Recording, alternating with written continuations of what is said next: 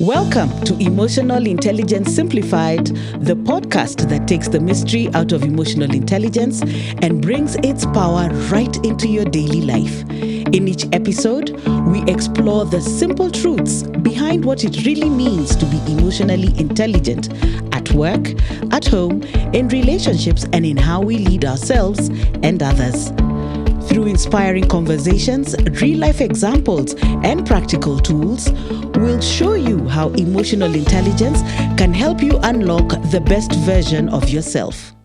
Welcome to Emotional Intelligence Simplified, the podcast. I am Mwihaki, and today we are privileged to have with us Reverend Njenga, who is a professional mediator with over a decade of experience.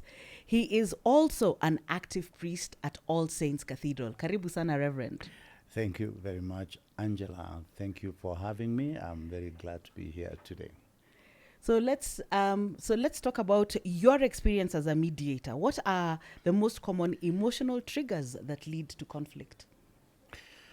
Well, I think the first thing we need to appreciate is that we are in a very conflicted society. Mm-hmm. And just about everywhere you look, you discover that people have conflicts of whatever kind, whether that is in the home, whether it's in the workplace, whether it is at the political level. That is exemplified quite a lot. We are a very conflicted society. Mm-hmm. And coming back to your question, what triggers? Yes. And there are very many triggers, many things which cause conflict. Mm-hmm. And I can mention a few of them. And things like anger. Yes. People are angry. You will see this as you drive along and realize drivers are very angry. And you will end up in a quarrel at the slightest provocation. And perhaps they were even in the wrong on the road. So anger, bitterness. People are walking around with lots and lots of bitterness in their hearts, and that can be a trigger that brings conflict. A sense of deprivation that people feel what belongs to them has been taken away from them. Okay. I deal with many different kinds of dispute resolution situations, and all those things keep playing out. Succession matters is about members of the family feeling left deprived out and left out, and something has been taken from them. The problem in the marriage, the marital space, is about anger and bitterness largely. People have been taken for granted. They are not appreciated. Things have gone wrong, and they are angry. So one can go on and on and on. There are very many reasons why which trigger conflict. But it seems to be all coming down to either being deprived. Yeah, if you look at our problem right now at the political level, people feel left out. The young people, whether you call them Gen Z or whatever else, they just feel left out and deprived, and they want to be included. So inclusivity is a big thing. But those are some of the things which cause conflict in the society, and they serve as triggers. Okay, so let's look at, what do you think? I'm sure, because as part of being a mediator, emotional intelligence plays a very big role. Yeah. So how does emotional intelligence come into the issue of managing conflict? Well, I think, Angela, one thing that might help is to define emotional intelligence. I think we need to understand what it is. Sometimes we use very big words which mean very little. Emotional intelligence, in my view, is wisdom. Wisdom. And what is wisdom? Someone may also ask. Right. And wisdom is the ability to apply knowledge appropriately.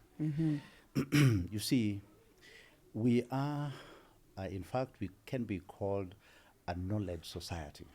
A knowledge society. Because there is a lot of knowledge. Yes. An information society, because there is a lot of information. And people have been to school.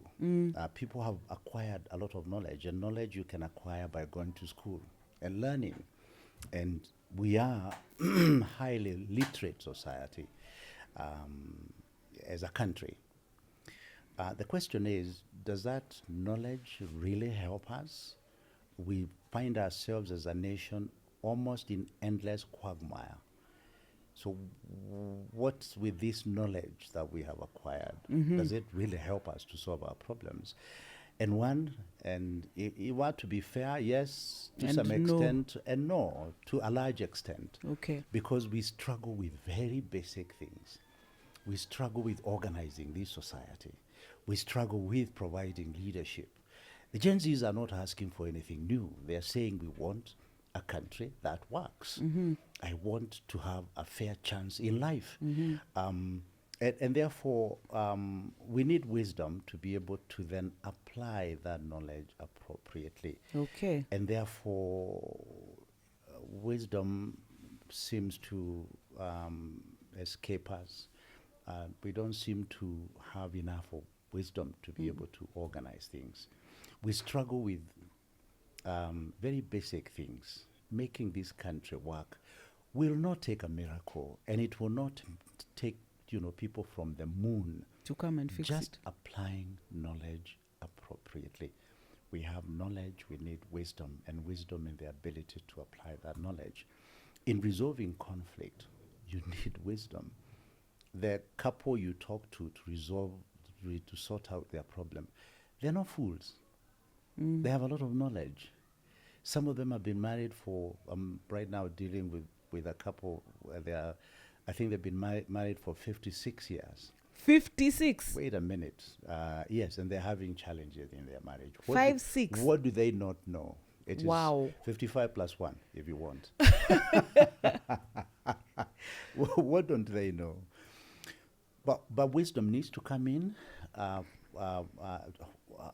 to help them apply what they know appropriately. So that is the nexus between conflict and resolving conflict as wisdom. So when we say then that wisdom is emotional intelligence, yes, how would we break that down from your perspective? Because you said, 56 years, they have seen everything. They have. So now this tool called emotional intelligence, what is it? How does it make things work? Well, like I said, it is learning how to apply what you know appropriately. Okay. Emotional intelligence can come in different ways. Like I said, knowledge you gather from learning. Yes.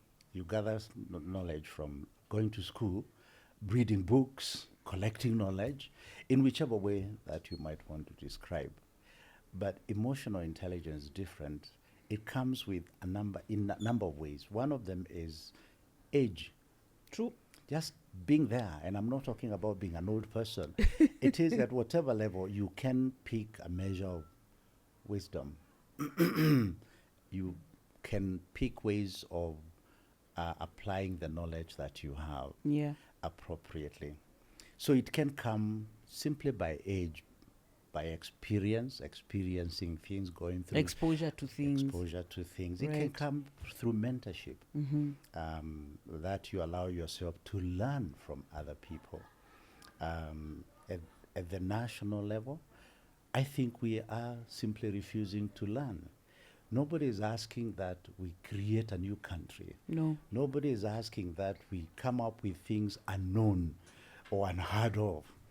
We don't have to reinvent the wheel. It's already there. It is there, but we don't want to learn. We've been struggling with corruption.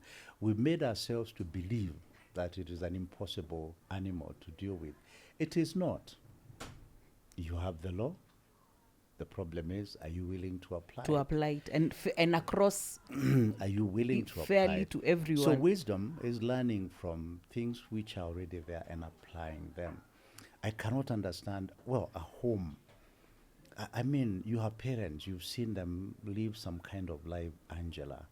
You don't have to always go through experiences. They say experience is the best teacher. And it doesn't have to be personal. Yours. Now that you know that. Exactly. It doesn't have to be your experience. We can learn. So mentorship is one way of getting wisdom. Experiences give wisdom, For the believers in God, there is an invitation. If you lack wisdom, ask God to give you wisdom. So God is available to give us wisdom.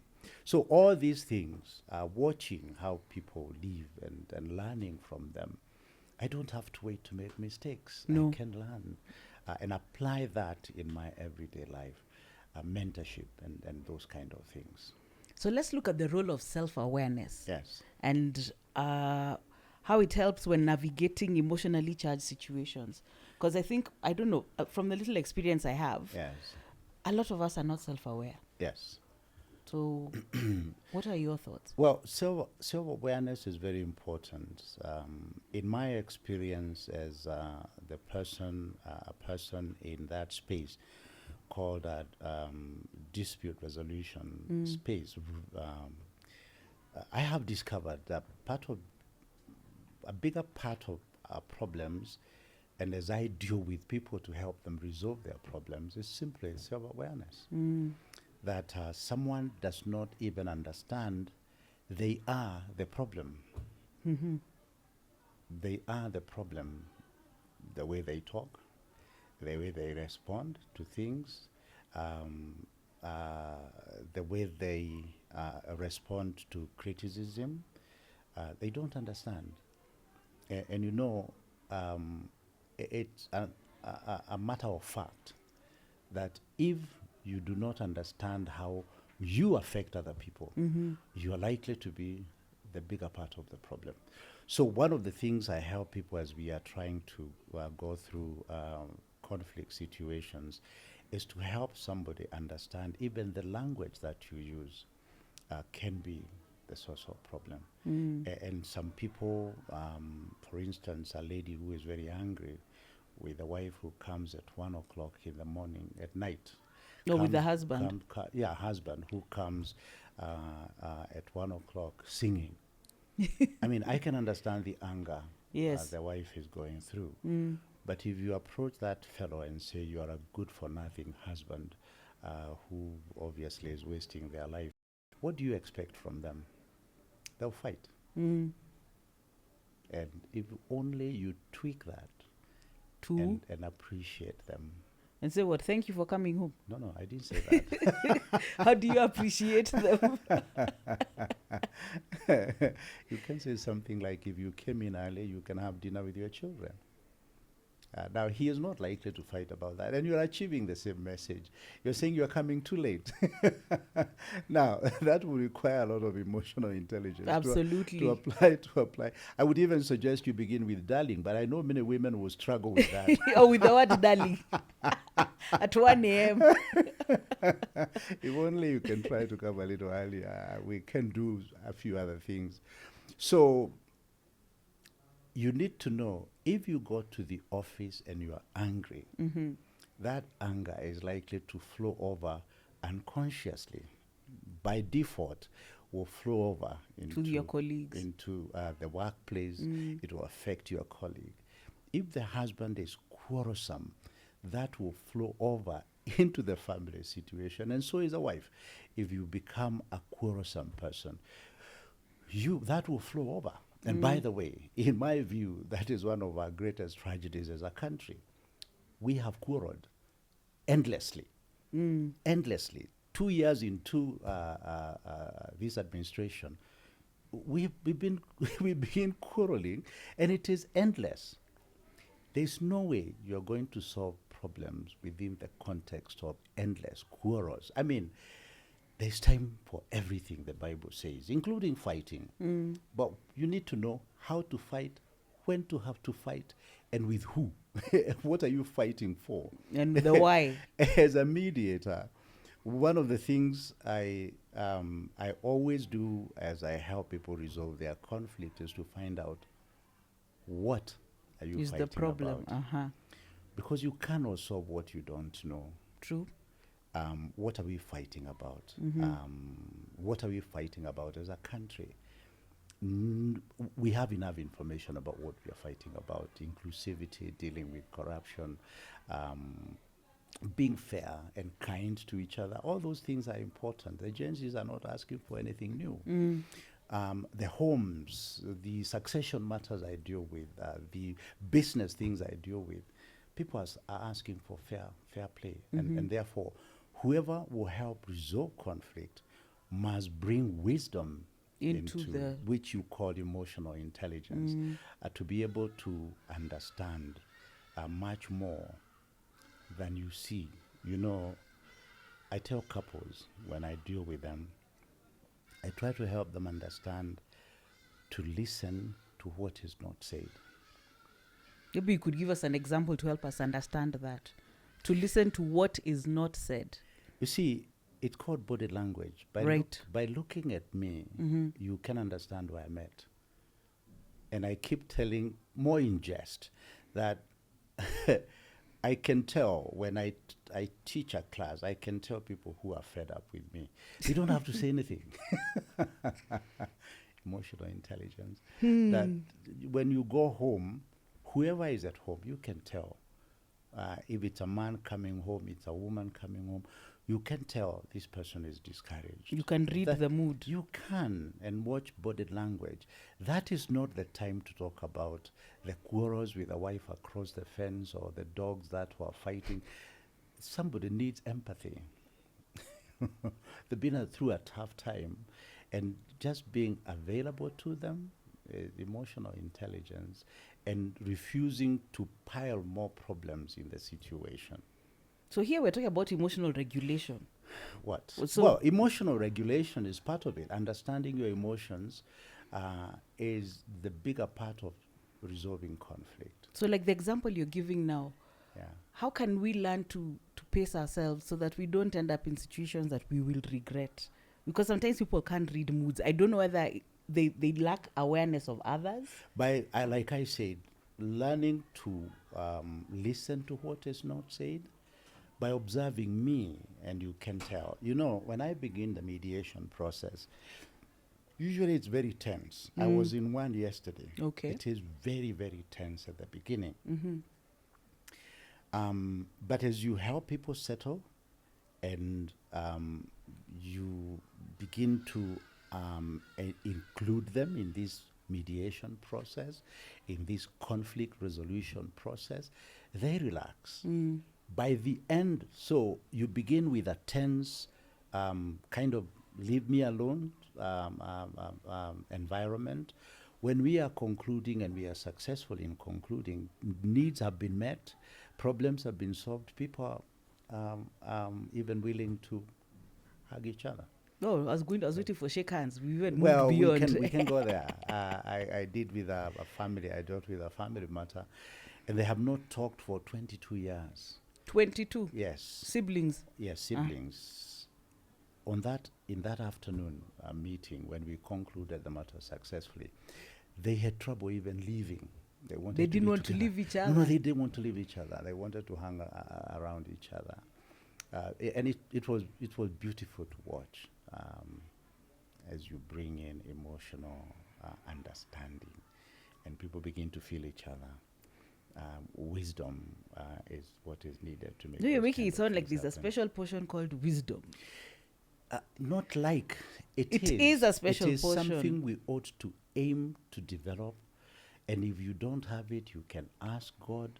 We can learn. You know, Angela, one of the biggest tragedies in our day and age is to move away from communal life, community life, because things were structured, things were known, and we had opportunity to learn from different areas without any effort. Because if you had trouble with your husband, your uncle, your auntie, your grandmother, they're all there, and you could easily go there and talk with them. And so was the man. If he does not know how to deal with this young woman, that they got married together and they thought life would never have any problem, there was the uncle, there was the big brother, there was someone else, a male figure that they could talk with. What have we got today? We are in this jungle, concrete jungle, and we are on our own. And unless you make effort now, basically you're on your own. in an estate. You came, you found people there, they don't know you. You don't know them. Some of them look extremely suspicious. You don't want your children to go anywhere near there. We are marooned, as it were, and therefore there's no one to learn from seamlessly as it did then. So we have a problem in being mentored or mentoring people and growing together. So what can we do now that we are aware of the situation we are in? Active search. And help also, because emotional intelligence, I think for me, is an essential life skill. Yes, it that is. we maybe need to start teaching Yes, even the it is. children from the beginning. Yes, it is. Yes, it is. So how do we do that? Some of the things you can do is to actively look for help. A young couple cannot, for goodness sake, pretend that they have everything together. Look for other older couples and relate with them. Allow your children to relate with those. Form a chama of some kind. Of people where similar you come interests. together, you have similar interests, and you also get to hear that, what you're going through, a little misunderstanding. The world has not come to an end. There is tomorrow, I tell a story more in jest, where a young couple, they have recently got a baby. The man has been to work, comes home, finds the baby is crying, the wife is crying, and this young man begins crying as well. Who helped the other? No one. Maybe the crying will help them feel if better. This young lady, there was a grandmother or an auntie. Or an auntie, they would have been with them auntie, and the auntie would be taking care of this baby. But she's frustrated. She's alone. She doesn't know. She doesn't know what to do. She doesn't know what to do, and neither does the man know. So they begin crying, and only God can help them. You seem to relate. Because I can imagine. I mean, you're new at it. There's no book on parenting. You've never had a baby before, so you learn with from time. The older couples, how to manage each other, how to manage the home, the children, mix with them, and you develop experience. So we need to create our communities. You need to create community, and that will not come easy. Because then, of course, in this concrete jungle, we are busy.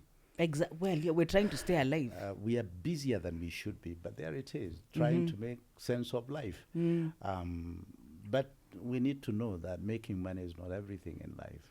And you can't take it with you. Well, certainly not. Naked you came. And naked Angela, you shall return. And, even if it doesn't matter what they dress you in or on. You cannot take any of those things with you. So what are some things? Which is wisdom. We get back to the keyword, wisdom. To know that life needs balance. So how do we do that balance? In this country, the rumor is everything must go. It seems to, I have listened to some people who have statistics, and the level of theft in this country is incredible. It's appalling. And people need to have wisdom to understand you're here for just a little while. For just a little while. Can't you do something meaningful? You're not going to go hungry. You earn a salary. You have enough. And there's enough for everyone. Yes, and those who stole, you have stolen enough.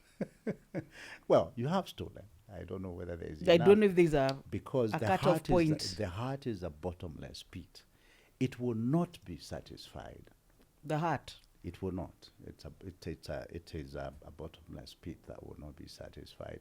So let nobody tell you that they will stop stealing at some point. We just have to have systems that work. And that capture, and deter others. That capture thieves and deal with them. I said earlier, we pretend that we cannot deal with corruption. It is not true. It can be dealt with. And we don't even need to deal with too many of those. Get 10 big ones, fat cats, deal with them ruthlessly, and then have law and follow through and make sure it happens quickly. This thing of having a case do 15 years, who cares? You forget. We forget, and then the fat cats find their way out. And I have seen a number of them, slither out of the system. I was listening to some statistics not too long ago. The number of the fat cats that have slithered out. I don't think I want to hear that. I might get I will upset. not tell you more about that. Yeah. Now, how can we talk about, how can we become more aware of our emotional patterns before they escalate into a situation? Well, first is I understand myself, and I understand what upsets me. What are my triggers here? Yeah, what gets me, what my triggers are, and work on them. I like that bit, and work on them. Work on them. One of those is patience, accepting that people are different, and I need to be patient with them. And I need to be patient with myself. You know, patience is very, very important. It's an element aspect of wisdom or emotional intelligence. The other one is knowing when to shut up. Some of us talk endlessly, and inevitably then we say the wrong things. Yeah, and people get upset, you know. So learn when to speak and when to keep quiet. The Bible says that guy between your teeth is a fire. The tongue. That's what it is. It's a fire, and it can cause many problems. And most of us don't know how to use that member between your teeth, you know. We open the mouth and say just about anything. We've got to be very careful. So learn to be patient. Be patient with people. We are different. True. Very, very different indeed. I would sympathize with the world if it was all like me. And I know you say you agree. No, I don't agree. I just like how you brought in something, the role of empathy in all this. Yes. By understanding that Empathize people with are different. People are different, and be patient with people. We are all at different level. Even when I resolve conflict with people, I want to know where everybody is at. Right now, as I was waiting to come for this recording, I was talking to a couple that I dealt with yesterday separately. Okay. And I want to know where they're at. So when you say where they're at, meaning what? How are they feeling? Well, we had the first session yesterday in mediation. And after every session, I always talk to those people privately. Okay. It's called caucusing, to find out what exactly, where are they going with this? Where are they at in relation to the conflict? In relation to that situation. So that then I can try and create a meeting point, because without creating a meeting point, you'll get nowhere. So like maybe I'm not ready to solve this matter, or I'm upset. So be patient, which means you're empathetic. Learn to use your tongue. Be careful about anger and bitterness, because that's probably the worst thing that drives us into conflict, that escalates conflict. But how do we manage it if we're already there? If I'm already angry, or I feel somebody offended me. Helping people to step back. Okay. If I was dealing with you and I realize we are having a conflict, I step back and I allow you to cool down. Okay. And surely you will. Eventually. Yeah, you will. And like I said, it is very few things are a matter of life and death. It's never that. No, very few things are a matter of life and death. You can step back, and again, that's empathy and being patient. I refuse to answer, take my tongue and use it well. I refuse to keep bitterness, because bitterness is like poison. True. And people are bitter and angry. Yes. And they think that you are feeling it, because I am bitter and angry. I know you must I'm punishing be feeling you. I'm punishing you. No. What do they say? They say bitterness is poison. It's like taking poison. To yourself. I drink it and I think Angela will die. It's a waste of time. It is me who is dying. It is me. Poison, bitterness destroys the holder. So you've got to learn, just understand that for you to hold bitterness against you, you are destroying yourself. You're destroying yourself. Relax, deal with that. So those are some of the things you do to then help matters not to escalate. Pull back. It doesn't have to be dealt with today. Who said that it has to be dealt with. So if it gets too hot today, you're like, we can take a pause. Yes, Let's meet we on. must take a pause and say, let's deal with this tomorrow or the day after. Rome is not burning, and if it is, perhaps there's a firefighter somewhere. There's not you. He's another guy. Basically, being patient, learning to use the tongue, dealing with bitterness and anger, because things will never be settled. You know, one reason I really like mediation. In fact, I keep telling everybody I'm in love with mediation because it works. And part of that is it deals with two things. One is the issue. We must deal with the issue. The other thing is emotions. Emotions. Some of the most bitter quarrels come from heart-wounded emotions. Yes, emotions. Unfortunately, some people take that matter to the legal process, the litigation process. The law has no time for your to deal with emotions. It has no time at all. It deals with the evidence and the law. It calls it facts. Facts, yes. The sad thing about facts, it is not the same as truth. That's the distinction. Facts can be created and have been created. So what you're looking at, which may look extremely nice and good, may be false. You know, in this country, we manufacture documents. You have degrees we have manufactured, including PhDs. You've had people say they are PhD holders. They are manufactured, but they look so genuine. Some people have gotten jobs. Only to be discovered. That's a fact. 10 years later. Before it's a fact. Before they are discovered, that's a fact. Right. Title deeds have been manufactured, and you will see it even has a seal. It's a fact. It is not the truth. That's a huge distinction.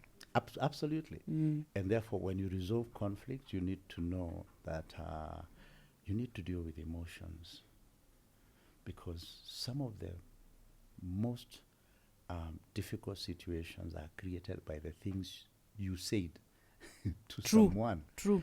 And you hurt them so deeply that they are not willing to move from that point. They are wounded. And I have many examples of that.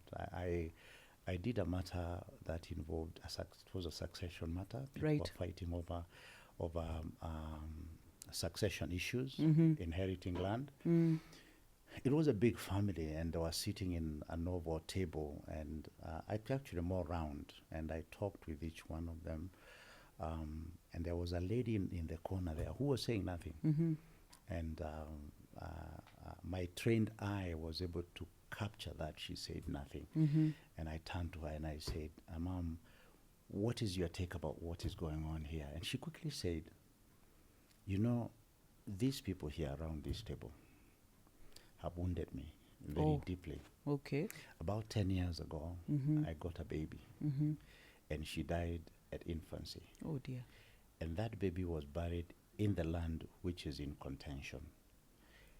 They have all been telling me the baby was buried in that land so that I have a portion of it, and I have no interest whatsoever. I quickly turned to her and I said, so what do you want us to do? Tell them that they have wronged me and they need to ask me for forgiveness. I turned to each one of them, and they all said, forgive, forgive, forgive. The lady was so relieved.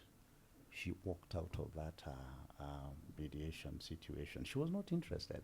And she left. She left. She did not. She just wanted an apology. She wanted an apology. When it was given, her heart was settled. And that may be probably off the mark. It could be probably not applicable.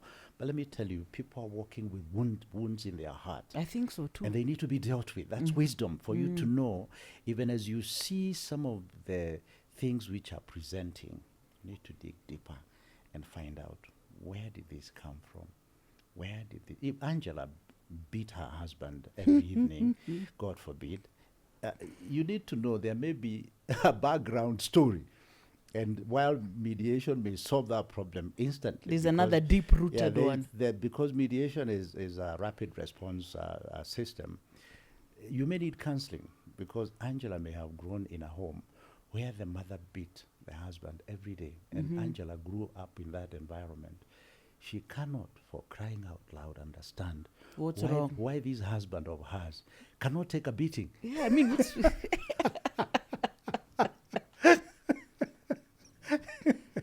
just a little, she saw the father being beaten thoroughly by the mother, and the marriage worked. Anyhow, what am I saying?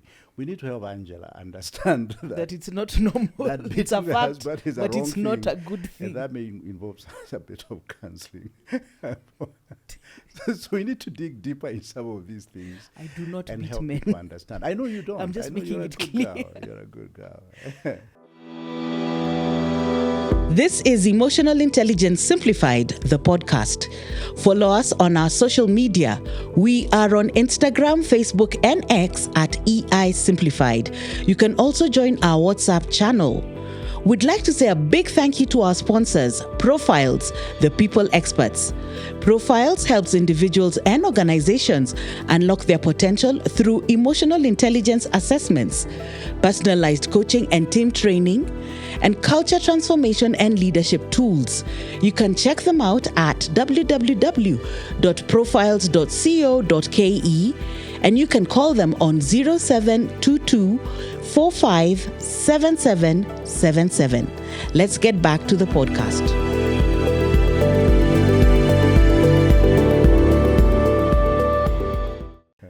So now you're showing us how that's a good way of explaining how sometimes unresolved personal emotions and past experiences can affect. Absolutely.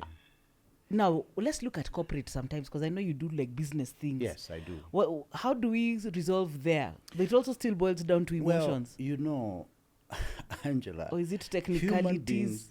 Human beings are the same the world over. True. And what happened to me will play out wherever I am. And it doesn't matter how well I may be trained. I need to be aware of who I am as I go to the place of work. And there are very many problems in the workplace which are the result of my upbringing, the person that I am. So whether it is in the workplace, whether it is in the political home scene, whether it is at home, we all need to be aware of who I am, the package that I bring, because that package will play out at some point. So being aware, the corporate, you end up discovering that is the same problem that we are dealing with. Presenting itself in a totally different way. But if you're wise, you can begin to see where this is coming from. Any interesting experience you've had about, maybe that corporate thing boiling down to back to the person? Oh, many times over. Many times over. I'm trying to think of one which I can share, and perhaps it will come before I finish. So you didn't want me to pick some of these things and bring them with me. No, it's good to understand. When I like the examples you're giving us, help us see the real thing, that it's not just a theory. It's inherently all about who we are as people. I don't have one that pops out right now, and I'm saying perhaps it will pop up before I'm done. But I can tell you for sure that the human being struggles with same things. If you have bitterness in your heart, it will show up at the workplace. You may cover it with a veneer of training and professionalism. And being the managing director or being whoever you are. But the person that you are will show up in many different ways. Obviously, training helps, but it will pop up. Now, I'm sure not whether we like it or not, sometimes there are people who are not willing to engage. Yes, and again, if you look back, it may be their upbringing. Our childhood experiences live with us for the rest of our lives. So we can admit that also sometimes in mediation, it doesn't always work. There are some people who may decide they're not going to engage, or emotionally, or, there are parties who resist. Well, yes, but that does not condemn mediation, because what is mediation about? Mediation is about creating opportunity. It's creating opportunity for people to resolve their conflict. Mediation is creating the opportunity for people. it is a self-determination process. Angela, if you don't want to solve your problem, there's absolutely nothing I can do. What I can do is to give you the opportunity. Yes. You and that other party, whoever that other party is, I use my skills, my understanding, wisdom, if you like, to help the two of you understand you are not in a good place. Should you choose to live in that place, there's nothing I can do. There are three possible outcomes when you do mediation. One, you can have complete, full agreement. You Yes. had 5 issues. All You've been 5. able to deal with them. Again, self-determination. You, the two of you, are willing to solve the problem, and therefore we go through all the 5 issues and we resolve them. The second outcome, it could be a partial agreement. You had 5, you do 3, and you agree, and we sign off on those 3. Partial agreement. Can be no agreement. I am successful because I gave you the opportunity to resolve. In fact, my fee is paid in full, whatever you decide, because it's a self-determination process, which is very different from litigation. True. Litigation, you surrender yourself to a lawyer who then becomes your spokesman. You could be in court for 10 years, and not once did you open your mouth to speak, perhaps just yawning, and then you close it.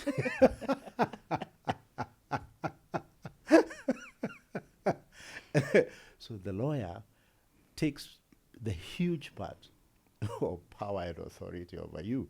The little that is remaining goes to the magistrate or the judge on evidence and the law. And they will proclaim themselves, poor you. It's a win-lose. Yes. Yeah, poor you. Mediation is different. Even if you do not agree, mediation gives you a chance to understand the other person. You understand where they are coming from, because mediation gives everybody a chance to express themselves. And sometimes that's all that is required. But let me a tell chance you, to speak. I have learned over and over, the biggest need in human beings is they want to be heard. They want to be heard. And I can give you multiple examples. I did a matter between the couple. One was 74 and the other one was 73 or 72.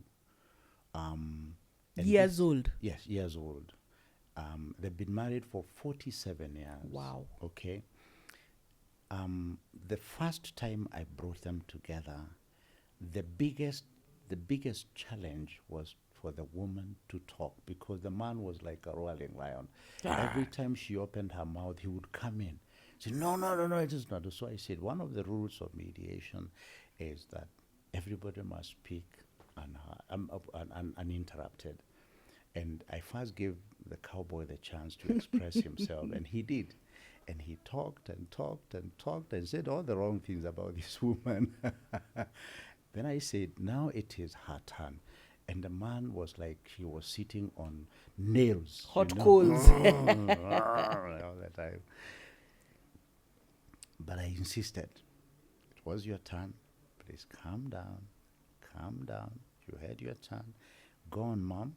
And she said everything that was in her heart. He didn't like it. The day after, as I always do, I called her. I said, Mom, what was your take about yesterday's session? She said 3 things. Without any hesitation. She said, I was listened to, I was heard, and I was healed. Wow. We have not even got to the session, the second session. But she said, I'm healed. For 47 years, this girl never had a chance to express herself. So part of wisdom in, you call it emotional intelligence, is to allow people to be heard. I have also discovered for many people, that's what they're looking for. They're actually not looking for any solution. They just want to be heard. They want to be heard. I want to express myself. You want to express yourself. And that amounts to healing. And that is the most important thing, that I was heard. I have had, initially it bothered me, because, I am so result oriented. Yeah, you are seeing a goal. We are going to resolve this matter. I am so result oriented. This is the objective, is to resolve this conflict. Then I discover after the first session, they want to go on. I said, but we haven't resolved the problem. They were healed. Life goes on. That is not the objective all the time. But I think emotional intelligence demands that you know where people are at. Perhaps they are not even ready at this point to engage much more than they have engaged. They may need more time to think through issues and to continue to living. Process, yeah. There's no burning.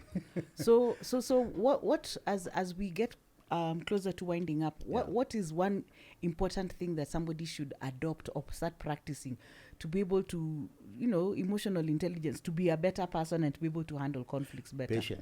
Patience. That if you ask me for one thing, it is patience. If you want, because I can see you want to use difficult words, you can call it empathy. Empathy. Be available to people and give them time. If you are not patient, empathy, putting yourself in the place of the other, you will not help people resolve conflict. What else do you want me to say? There is nothing else, because I was simply going to ask you as the last question, with all these years of experience, what would you want everyone to learn?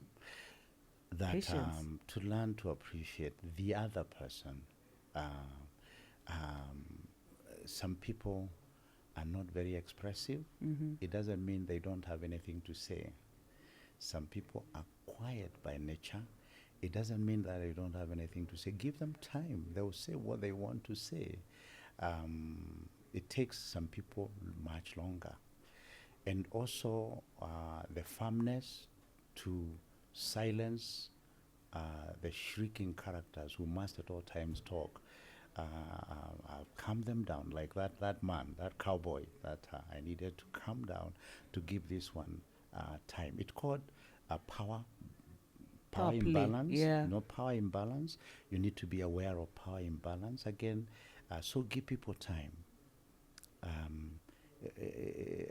I know I have even the time span which I want to spend in doing a marital matter, for instance, or a succession matter, for instance, or a workplace quarrel situation. But it doesn't always work that way. No, you need to understand you're dealing with human beings, and human beings are complicated. Very true. Sometimes they cover what they want to say with words. Now that may sound like... So they deflect. That may sound like it doesn't make sense, but sometimes people say things to cover what they actually want to say. And I have a case in point right now. I know I'm dealing with this couple. They're fighting over their child, and one of them is deliberately saying things to cover what they mean. Now, that you need wisdom, Angela. I told you. If you don't have it, ask. Ask for wisdom. And then God gives it freely. Okay. So patience, empathy, putting yourself in the place of the other. You will not solve anybody. You will not help anybody solve their problem if you're not able to be empathetic, putting yourself in their place. Because then you will bring in your personality, you will bring in your experience, you bring in your class, you bring in, and you keep asking questions. Why can't they see? What do you mean? Why can't they see? They can't. That's why they're there. That's why they're there, and that's where they are at. If you cannot empathize with them where they are at, you're not going to help them. I don't think we have anything else to say. This has been a very enlightening, as always, conversation. I rest my case. And I'm sure we'll be calling you back to have another discussion. This is EI Simplified, and today we had with us Reverend Njenga, who is a priest at All Saints Cathedral and a professional mediator with over 10 years experience. We'll see you on the next episode. Thanks for watching Emotional Intelligence Simplified. Let us know what you thought of this episode and what you'd love to hear next. Message us on our social media platforms at EI Simplified. We'd love to hear from you.